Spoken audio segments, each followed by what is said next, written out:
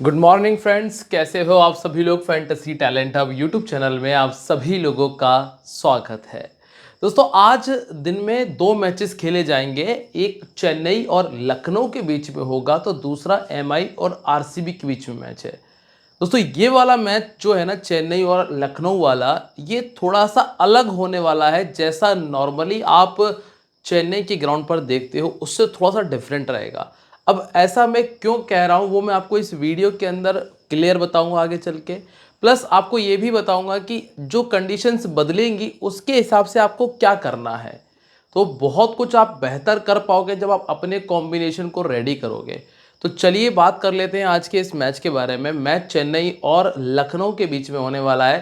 पहले दोस्तों मैं बता दूं कि ये मैच वैसे तो चेन्नई को जीतना था, लेकिन जो कंडीशंस बदली है ना, उससे लखनऊ के फेवर में ज़्यादा हो गया ये मैच। ऐसा क्यों है, चलो डिस्कस कर लेते हैं। लेकिन सबसे पहले मित्रों, अगर आप लोगों ने चैनल को सब्सक्राइब नहीं किया है ना, तो आप बहुत कुछ मिस कर रहे हो। फैंटेसी टैलेंट हब एक ऐसा प्लेटफॉर्म जहां पर आपको बेहतर से बेहतर इंफॉर्मेशन और डीप इंफॉर्मेशन मिलती है, जिससे कि आप एक सही कॉम्बिनेशन तैयार कर पाओगे। क्रिकेट को अगर पसंद करते हो तो उसको सही तरीके से डिस्क्राइब आपको यहीं पर किया जाएगा, तो देख लेना, चैनल को सब्सक्राइब कर लेना। प्लस टेलीग्राम ज्वाइन कर लेना, क्योंकि टेलीग्राम पर आपको जो मैं फाइनल अपडेट देता हूँ ना, वो बहुत ही ज़्यादा इंपॉर्टेंट है। तो अगर आप लोगों ने वो ज्वाइन नहीं किया ना, तो आप बहुत कुछ मिस कर रहे हो। जाकर चेक ज़रूर करना, लिंक मैंने डिस्क्रिप्शन और कमेंट सेक्शन में दिया है। टेलीग्राम पर आपको एक और चीज़ मिल जाएगी, एक बेहतर प्लेटफॉर्म मिलेगा आपको, जहाँ पर आप लोग प्ले कर सकते हो, खेल सकते हो। इसके लिए आपको टेलीग्राम ज्वाइन करना पड़ेगा। ट्रस्टेड प्लेटफॉर्म दूंगा आपको मैं, तो लिंक जो है वो डिस्क्रिप्शन में भी है और कमेंट के सेक्शन, पहला जो कमेंट है ना, उसमें भी हमने दिया है। अब हम बात करते हैं वेन्यू के बारे में। देखो, match MA Chidambaram stadium, Chepauk, Chennai में खेला जाएगा। और वैसे तो मैंने आपको बता दिया कि चेन्नई में क्या होता है नॉर्मली। देखो, चेन्नई में ना आपको स्पिन देखने मिलती है जनरली जब भी आप खेलने जाओगे, और ख़ास तौर से जब मैच दोपहर का होता है तो स्पिन आपको देखने मिल जाती है। लेकिन मैं आपको एक बड़ी कमाल की बात ही बताऊं कि पिछले 2 दिनों से यहाँ बारिश चल रही है। बारिश की वजह से प्रैक्टिस सेशन तक नहीं हो पाया दोनों टीम्स का। और तो और जो पिच है वो पूरी तरह से ढकी हुई है पिछले 2 दिनों से। अब होगा क्या, जब कवर्स हटेंगे ना, तो वहाँ फास्ट बॉलर्स को ज़्यादा मदद नज़र आएगी, क्योंकि पिच में हल्की सी नमी आपको देखने मिलेगी, मॉइस्चर रहेगा। अब इससे अंतर ये आता है कि जो फास्ट बॉलर्स है उनको हल्का सा मूवमेंट देखने मिलता है। प्लस नई गेंद जो है वो थोड़ी सी अनइवन रहती है, फास्ट बॉलर्स को ज़्यादा मदद मिलती है। अभी तक यहाँ ना स्पिनर्स अच्छा कर रहे थे, और ख़ास तौर से पहले बैटिंग करने वाली टीम जीत रही थी। लेकिन अब ना सेकंड बैटिंग करने वाली टीम को ज़्यादा फायदा है। ऐसा इसलिए कि जैसे ही कवर्स हटेंगे, नई गेंद यहाँ पर डाली जाएगी, तो पहली इनिंग के अंदर जब तक पिच हल्की सी नमी के साथ में रहेगी, तो फास्ट बॉलर्स को मदद मिलेगी। वैसे चेन्नई के ग्राउंड पे स्पिनर्स अच्छा करते हैं, तो यहाँ ना एक लो स्कोरिंग मैच में एक्सपेक्ट कर रहा हूँ। एक मतलब ऐसा मैच जहाँ 170 180 हाईएस्ट हो सकता है, और नॉर्मल अगर देखें तो 155 165 का स्कोर। अब पिछला जो मैच इस मैदान पर खेला गया था वो भी आपको बताऊंगा। इसके अलावा जो इस पिच पर मैच खेला गया था वो ये वाला था, जिसमें चेन्नई ने 212 बनाया था और दिल्ली ने 189 का स्कोर किया था। इस वाले मैच में फास्ट बॉलर्स का ही डोमिनेशन था, स्पिनर्स को ज़्यादा विकेट मिले नहीं, 2 ही विकेट थे, और संजू सैमसन ने 100 बनाया था। दूसरी तरफ स्टब्स ने 60 किया था, जो कि नंबर 6 पर बैटिंग कर रहे थे। पावर प्ले में दोनों इनिंग्स में 60 रन का आंकड़ा पार हो गया था, और सेकंड इनिंग में हमने 2 विकेट देखे थे। ये हुआ था इस मैच में, और पहले बैटिंग करने वाली टीम ने मैच को जीता। इस ग्राउंड पर क्या चल रहा है वो भी देख लेते हैं। देखो, इस ग्राउंड पर इस मैच में 159 बना, जिसको चेन्नई ने बहुत आराम से चेस किया। चेन्नई ने 158 किया, गुजरात ने चेस कर लिया। यहाँ चेन्नई ने 192 किया, कोलकाता चेस नहीं कर पाई, और जब चेन्नई ने 200 बना दिया तो डीसी उसके करीब भी नहीं पहुंची। देखो, ये वो ग्राउंड है जहां पर 200 चेस करना बहुत मुश्किल काम है, क्योंकि एक तो ग्राउंड बड़ा है, प्लस स्पिनर्स को मदद मिलती थी, लेकिन अब फास्ट बॉलर्स को मदद मिलेगी। इसीलिए पहले बैटिंग अगर कर रही है टीम तो उसे 200 बनाना पड़ेगा। अब स्कोर करने वाले प्लेयर आप देखो, यहाँ नमनदीर जो कि नंबर 3 पर थे, संजू सैमसन ओपन कर रहे थे, संजू सैमसन ने 100 बनाया, और ऋतुराज गायकवाड़ ने 74 किया। 4 में से 3 मैचेस में ओपनर ने ही 50 प्लस कर दिया। सेकंड इनिंग में आप देखोगे तो गायकवाड़ ओपन कर रहे थे, रमनदीप नंबर 8 थे, स्टब्स नंबर 6 थे, और साई सुदर्शन ओपन कर रहे थे। हालांकि सेकंड इनिंग में कंसिस्टेंसी तो नहीं देखने मिली। अब जब आप ट्रेडिंग करते हो ना, जो ट्रेडिंग में एक बड़ी कमाल चीज़ आपको ये मिल जाती है, जो मैं आपको बताता हूँ पावर प्ले का स्कोर। तो पावर प्ले के स्कोर आप देखोगे 57, 72, 61 और 28, मतलब 50 तो आराम से बनता हुआ नजर आ रहा है। तो आप स्टार्टिंग में ही यस लेकर काम कर सकते हो। रही बात सेकेंड इनिंग की, तो 62, 36, 66 और 55 का स्कोर था, लेकिन विकेट हमने दो दो देखे। और जैसे ही विकेट जाता है तो आपको पता है ना क्या होता है, जैसे ही विकेट जाता है स्कोर थोड़ा सा कम हमें देखने मिलता है। और एक बात बड़ी कमाल रहेगी कि नई गेंद से जब स्विंग होगा तो पहला विकेट आपको देखने मिल सकता है। इसलिए विकेट जाने के बाद में अगर आप ट्रेडिंग करते हो तो आपको ज़्यादा फायदा होगा, वहां आप यस कर सकते हो विकेट जाने के बाद में, ये ध्यान रखिएगा। अब फास्ट बॉलर्स का वैसे तो अच्छा स्कोर परफॉर्मेंस रहा है यहाँ पे, लेकिन जनरली स्पिन अच्छा करते हैं। पर अभी भी मैं आपको वही बात फिर से रिपीट करूंगा कि यहाँ फास्ट बॉलर्स अभी रखना पड़ेगा, क्योंकि जो बारिश है वो पिछले 2 दिनों से हो रही थी। ठीक है। अब आपको अगर इतनी जो बातें बातें मैंने बताई हैं ये समझ आ गई हो तो वीडियो को लाइक और कमेंट कर देना। अब दोनों टीमों का हेड टू हेड अगर देखें तो देखिएगा, लखनऊ ने 166 बनाया, चेन्नई ने चेस कर लिया, जिसमें पंत का 63 था, मार्श का 30 था और बिश्नोई के 2 विकेट थे। तो दूसरी तरफ शिवम दुबे का 43 और जडेजा के 2 विकेट थे, पतिराना के 2 थे। इसमें से काफ़ी सारे प्लेयर जो इस टीम में नहीं खेल रहे। अब यहाँ पे ना गायकवाड़ ने 100 बनाया था इस टीम के सामने, दुबे ने 66 किया था। तो दूसरी तरफ से निकोलस पूरन के 34 रनों का स्कोर था, जिसकी बदौलत लखनऊ ने ये मैच को जीत भी लिया था। अब अगर हम बात करें चेन्नई की, देखो चेन्नई के पास ना चेंजेस करने के लिए कुछ भी नहीं है। कार्तिक शर्मा हालांकि थोड़ा स्लो खेल जरूर रहे, लेकिन फिर भी ठीक है, 40-50 का स्कोर पिछले 2 मैचेस में ये बना चुके हैं। अब अगर आप यहाँ पे इनका बैटिंग ऑर्डर देखें तो बैटिंग ऑर्डर इनका शिवम दुबे पर आकर ऑलमोस्ट फिनिश हो जाता है। इसके बाद इनके पास आपको बैटिंग देखने नहीं मिलती है। अब यहाँ ना वैसे तो आप नूर अहमद का परफॉर्मेंस ज़्यादा उम्मीद करेंगे कि अच्छा करें, लेकिन जिस तरह की पिच की हम उम्मीद कर रहे हैं उस हिसाब से अगर देखा जाए तो गुरजपनीत और अंशुल कंबोज 2 बहुत कमाल के गेंदबाज आपके लिए निकल कर आ सकते हैं। इस मैदान के अगर हम रिकॉर्ड की चर्चा कर लें तो आप क्या देख पाएंगे कि संजू सैमसन ने 9 मैचेस में एक बार 100 बनाया है। इसके अलावा और जो 100 बनाया था वो इसी पिच पर था जिस पर ये मैच होने वाला है। गायकवाड़ के पास में 8 बड़े स्कोर हैं, मतलब ये हर लगभग तीसरी पारी में बड़ा स्कोर बना रहे हैं। फिर आएंगे आप शिवम दुबे की तरफ, जिनको 12 पारियां लग रही है एक बड़ा स्कोर बनाने के लिए। ब्रेविस ने 50 नहीं किया है, लेकिन हाँ ठीक है 38 का एवरेज है। और कार्तिक शर्मा 2 मैचेस में एक 50 कर चुके हैं। अब गेंदबाजी की अगर आप बात करेंगे तो देखो ओवरटन ने अच्छी गेंदबाजी की है। इसके बाद अकील हुसैन ने उतनी बेहतर गेंदबाजी नहीं की। अंशुल कंबोज को हर 11 गेंद के बाद में विकेट मिला है। गुरजपनीत को हर 31 गेंद के बाद में विकेट है। तो वहीं नूर अहमद ने हर 13 गेंद के बाद में विकेट इस मैदान पर निकाला है। और क्योंकि वैसे स्पिनर को सपोर्ट करता है ग्राउंड, तो इसलिए भी आप ऐसा परफॉर्मेंस देख पा रहे हैं। अब अगर हम बात करें पहले गायकवाड़ की, देखो गायकवाड़ का रिकॉर्ड इस ग्राउंड पे बहुत कमाल का है, प्लस लखनऊ के सामने भी रिकॉर्ड अच्छा है, इसीलिए गायकवाड़ आपकी टीम में कंफर्म है। हालांकि इनको लेफ्ट आर्म जब कोई फास्ट बॉलर आता है तो वो दिक्कत देता है। सामने वाली टीम में एक मोहसिन खान है, अगर वो खेलते हैं जो कि इंजर्ड चल रहे हैं, अगर वो खेलते हैं तो वो परेशान कर सकते हैं। नंबर 2 पे आपको मिलता है संजू सैमसन। संजू सैमसन की क्या परिस्थितियां हैं, 5 मैचेस 200 रन, 67 का बैटिंग एवरेज, 250। पहली चीज़। दूसरी चीज़ क्या है, 48 का बैटिंग एवरेज पिछले एक साल में। तीसरी चीज़ कि लास्ट मैच में ही 87 बना कर आए हैं। कमज़ोरी कुछ भी नहीं है, ये दोनों के दोनों प्लेयर आपकी टीम में रहेंगे।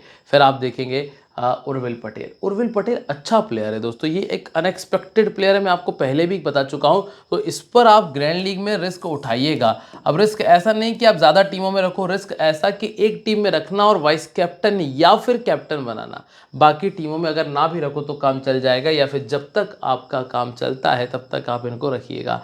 फिर आते हैं कार्तिक शर्मा। देखो कार्तिक शर्मा तेज खेलेंगे तो विकेट फेंकेंगे, स्लो खेलेंगे स्कोर आएगा। अब स्लो खेलने का मौका कहाँ मिलेगा, सेकंड इनिंग के अंदर, पहली चीज़। या फिर अगर टीम टॉप ऑर्डर बिगड़ जाए, कोलैप्स कर जाए, तो इनको बैटिंग करने का मौका मिलेगा। तो कुल मिलाकर सेकंड बैटिंग में कार्तिक शर्मा ठीक ऑप्शन है। सेकंड इनिंग में ट्राई कर लीजिएगा, फर्स्ट इनिंग के अंदर उतने बेहतर ऑप्शन नहीं है। इसके बाद डिवॉल्ड ब्रेविस। डिवॉल्ड ब्रेविस अभी तक स्ट्रगल करते नजर आए हैं। इस ग्राउंड पर अभी 50 नहीं बनाया, स्पिन नहीं खेल पाते। पर एक बड़ी कमाल की चीज़ मैं आपको बता रहा हूँ, देखो हम उम्मीद ये कर रहे हैं कि 2 दिन बाद पिच से कवर हट रहे हैं। अब स्विंग होगा, नई गेंद से विकेट आ सकते हैं, तो स्कोर कौन करेगा? स्कोर करेगा मिडिल ऑर्डर। तो जब हम एक जीएल का कॉम्बिनेशन बनाएंगे तो ऊपर के दोनों तीनों प्लेयर को छोड़ देंगे या फिर किसी एक को ट्राई करके सीधा ब्रेविस पर आने के बारे में विचार करेंगे, क्योंकि फिर आपको यही स्कोर देंगे। फिर इसके बाद जेमी ओवर्टन की तरफ देखेंगे हम, ठीक है। हाल फिलहाल में ये रिस्की पिक है और सिर्फ जीएल में आपके ज़्यादा काम आएंगे भैया। देखो, स्मॉल लीग में लेना है तो ये हमारा पर्सनल रिस्क है। इसके बाद शिवम दुबे वही 10-15-20 रनों का स्कोर कर रहे हैं, तो आप 10-15-20 की उम्मीद रखते हैं तो ट्राई कर सकते हैं। वैसे स्पिन को अच्छा खेलते हैं, लेकिन ज़्यादा बैटिंग करने का मौका मिला नहीं है। इसके बाद जेमी ओवर्टन, देखो ये बंदा ना विकेट निकाल रहा है, आप लगातार इनके खाते में विकेट देखेंगे और जब बल्लेबाजी करने का मौका मिला है तो 15-20 रन बनाए भी हैं। इसीलिए जेमी ओवर्टन मेरे लिए इंपॉर्टेंट पिक बनते हैं। फिर इसके बाद अकील हुसैन, देखो अगर कहीं से भी लखनऊ कोलैप्स करेगी तो उसमें अकील हुसैन का एक बहुत बड़ा रोल आपको देखने मिल जाएगा, ध्यान रखिएगा। तो अकील हुसैन आपके जीएल में वाइस कैप्टन का काम ज़रूर करेंगे, ये भी आप नोट कर लीजिएगा। पहले गेंदबाजी करते हुए 18 विकेट ये निकाल चुके हैं। इसके बाद है मुकेश चौधरी, 36 में 46 विकेट हैं, ये ठीक बॉलर है। नूर अहमद का रिकॉर्ड बड़ा कमाल का है। मिडिल ऑर्डर के जो ये प्लेयर है पंत पूरन, इन दोनों को ये परेशान करते हैं, तो नूर अहमद एक बढ़िया चॉइस बन सकते हैं। और अंतिम नाम है अंशुल कंबोज का। देखो अंशुल को जब जब विकेट मिले हैं वो बल्क में विकेट निकाल कर आए हैं, तो अंशुल कंबोज बहुत अच्छा पिक है, चाहे टीम पहले बॉलिंग करे या सेकेंड बॉलिंग करे। और यही रीज़न है कि मैंने अंशुल कंबोज की तरफ जाने के बारे में सोचा भी है। इसके बाद अगला नाम है गुरजापनीत का। देखो इकोनॉमिकल रहे हैं लेकिन विकेट नहीं आ रहा है और हमें चाहिए कि विकेट वाला बॉलर हमें मिल जाए, इसलिए गुरजापनीत को हमने टीम में नहीं रखा है। अब हम बात कर रहे हैं लखनऊ के बारे में, और दोस्तों लखनऊ की जो टीम है ना बड़ी कमाल खेल रही है। इन इंग्लिश अगर फिट होंगे तो खेल जाएंगे, निगल इंजरी थी लास्ट मैच के अंदर। इसके बाद बाकी टीम का मैनेजमेंट बहुत सही कॉम्बिनेशन लेके उतरा है पिछले मैच से। अब सबसे पहले अगर हम वेन्यू रिकॉर्ड देखें तो मार्च का रिकॉर्ड ही अच्छा नहीं है, ना ही पंत का रिकॉर्ड अच्छा है, ना ही पूरन का रिकॉर्ड अच्छा है, और तो और मार्कराम का रिकॉर्ड भी इस मैदान पे बहुत ही ज़्यादा ख़राब है। तो वेन्यू के हिसाब से तो काम करना थोड़ा सा मुश्किल नज़र आ रहा है। शहबाज अहमद के पास में 7 और 5 विकेट हमने देखा है मोहम्मद शामी के खाते में। अब दोस्तों मैं आपको एक बात बता रहा था कि कैसे लखनऊ को फ़ायदा हो सकता है इस मैच के अंदर। देखो लखनऊ के पास में जितने भी बॉलर हैं वो सारे के सारे सीम बॉलर हैं, फास्ट बॉलर हैं और अच्छे टप्पे के साथ में गेंदबाजी करते हैं, और यहाँ दिक्कतें ज़्यादा हैं थोड़ी सी। अब ऐसे में मिचेल मार्श आप देखेंगे ज़्यादा कमाल करते हुए नज़र आ सकते हैं। तो अब मिचेल मार्श के पास क्या है कि पिछले ही मैच में 117 बनाया, चूंकि चेन्नई के सामने नहीं चल पाते हैं, लेफ्ट आर्म मीडियम इनको कई बार आउट कर चुका है। आप देखेंगे गुरजपनीत, मुकेश चौधरी, तो ऐसे गेंदबाज हैं जो दिक्कत करेंगे। अर्शीन कुलकर्णी जो भी इनका नाम है, देखो कुल कर रहे हैं लेकिन ऐसा कुछ कुल से कमाल करके दिखाया नहीं है। तो कुल मिलाकर बात इतनी है कि कुलकर्णी की जगह नहीं बन पा रही है। हालांकि विराट कोहली से टिप्स लेकर आए थे मैच से पहले और उसके बाद इन्होंने 17 रनों का विशाल स्कोर खड़ा किया था। इसके बाद आते हैं निकलस पूरन के लिए ये ग्राउंड थोड़ा सा शापित सा हो सकता है, क्योंकि अगर गलती से स्पिन हो गया तो दिक्कत होगी। वैसे तो स्पिन के चांसेस थोड़े से मुझे कम ही नज़र आ रहे हैं। 32 का एवरेज है और 34 का बैटिंग एवरेज है दोस्तों यहाँ पर पिछले एक साल के अंदर निकलस पूरन का। वो नूर अहमद 3 बार आउट कर चुके हैं, ये बैटल ज़रूर आप थोड़ा सा गौर करिएगा। इसके बाद है ऋषभ पंत आपको वही 15-20 रन का स्कोर करके देंगे और यही इनका काम भी है। इसलिए पंत को कभी भी टॉप ऑर्डर में बैटिंग नहीं करनी चाहिए, ये बात इनको खुद भी समझना पड़ेगा। पहले बैटिंग करते हुए 350 और सेकंड बैटिंग करते हुए 250 है। इसके बाद आते हैं मार्कराम। देखो अगर टीम पहले बैटिंग कर रही तो मार्कराम का रोल कैप्टन वाइस कैप्टन वाला है, लेकिन अगर टीम सेकंड बैटिंग कर रही तो फिर मार्कराम का रोल एज अ चेसर हो जाएगा, ठीक है। तो पहले बैटिंग करते हुए 8 बार 50 से ऊपर का स्कोर है, पहले बैटिंग करते एक शतक लगाए। जेमी ओवर्टन आपके लिए एक अच्छी चॉइस है जो इनको परेशान करेंगे। देखो अक्षत रघुवंशी जो है ना अच्छा प्लेयर है, पर हाल फिलहाल में बैटिंग डाउन उतना सही नहीं है, और ऐसा ही कुछ हिम्मत सिंह के साथ में भी है। इन दोनों के बैटिंग डाउन थोड़े से अनएक्सपेक्टेड है, इसीलिए इन दोनों को टीम में नहीं रख रहे हैं। और रही बात शहबाज अहमद की, देखो लास्ट मैच में 2 विकेट निकाल दिए थे, पर ऐसा हर मैच में मुमकिन नहीं हो पाएगा। तो जो शहबाज अहमद है मेरी टीम में जगह नहीं बना पा रहे हैं। थोड़ी बहुत बैटिंग कर लेते हैं पर मुझे नहीं लगता है कि आपको ज़रूरत लगेगी इसकी। इसके बाद है शामी। देखो शामी एक इंपॉर्टेंट पिक इसलिए बन सकता है क्योंकि नई गेंद से स्विंग के चांसेस मुझे दिख रहे हैं, इसीलिए आप ये मान के चलें कि कम से कम 2 और मैक्सिमम 3 ओवर तक सिर्फ आपको पावर प्ले में ही डालने हैं, इसलिए बेहतर लाइन लेंथ का इस्तेमाल करिएगा। इसके बाद प्रिंस यादव की अगर बात करें दोस्तों, ये बंदा तो विकेट टेकर बॉलर है, इसके बारे में बात नहीं करूंगा। प्रिंस यादव टीम में रहेगा। दिग्वेश राठी को विकेट भले ना मिला हो लास्ट मैच के अंदर, लेकिन उन्होंने अच्छी गेंदबाजी की थी लास्ट ओवर में। इसके बाद आते हैं दोस्तों मयंक यादव की तरफ। 11 गेंदें 12 विकेट दोस्तों, लगातार इंजरी से जूझ रहे हैं और 11 पारियों में 12 ही विकेट ये निकाल पाए। और अंतिम नाम है जॉश इंग्लिश का। देखो इंग्लिश अगर खेलेगा तो जगह बनाएगा, फिर आपको विचार विमर्श की आवश्यकता नहीं है। और ऐसा ही कुछ मोहसिन खान के साथ में भी है। देखो जितने भी मैचेस खेले मुश्किल से 5 मैचेस आपके सामने हैं और 5 3 8 और 2 10 विकेट अभी तक निकाल चुके हैं। अब अगर हम कैप्टन वाइस कैप्टनसी की बात करें तो मार्श, सैमसन और मार्कराम बड़ी कमाल की चॉइसेस हैं। पूरन, ब्रेविस और जो शामी है ना, ये सिर्फ और सिर्फ जीएल में ही आपके काम आ पाएंगे, वो भी रिस्क में। ठीक है, अब हम टीम कॉम्बिनेशन देखते हैं। देखो संजू और Marsh captain vice captain, Gaikwad, Brevis, Pooran, Overton, Markram, Kamboj, Akeal Hosein, Shami और प्रिंस यादव को हमने टीम में रखा है। जो मैंने आपको वीडियो के अंदर बताया था ना, ऑलमोस्ट बिल्कुल सिमिलर टीम है। अब जो बदलाव होंगे ना वो टॉस के बाद बता सकता हूँ, या फिर आपको टेलीग्राम पे जुड़ना पड़ेगा मेरे साथ में। टेलीग्राम का लिंक जो मैंने डिस्क्रिप्शन में दिया है, जाकर ज्वाइन कर लीजिए। सारी चीज़ें, सारे अपडेट मिल जाएंगे। अब मिलता हूँ मैं आप लोगों से अपनी अगली वीडियो में दोस्तों, तब तक के लिए बाय।